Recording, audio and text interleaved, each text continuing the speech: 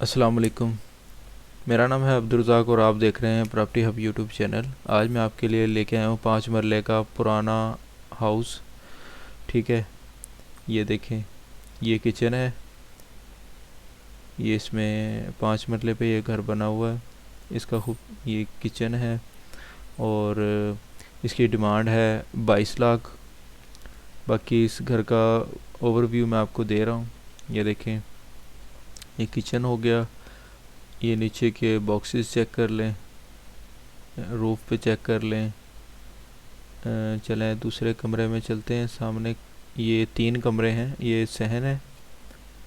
ये देखें, बरामदा जिसे कहते हैं। एक ही राइट 2 रूम इधर है, एक ये सामने वाला, एक ये रूम है। ये देखें, टियर गार्डर पे बना हुआ ये घर है। ठीक है, और ये दूसरा रूम है। तीसरे रूम में फैमिली बैठी थी, इसलिए मैंने उधर की वीडियो कैप्चर नहीं की, लिहाजा अब ये तीसरा रूम है। ठीक है, और इसके अलावा टोटल घर में 5 रूम है। ये ऊपर की तरफ जाते हैं तो एक रूम ऊपर बना हुआ है, ये बरसाती है। सामने एक रूम बना हुआ है। टोटल 5 रूम है घर में। ठीक है, तो ये ओल्ड कंस्ट्रक्शन वाला घर है।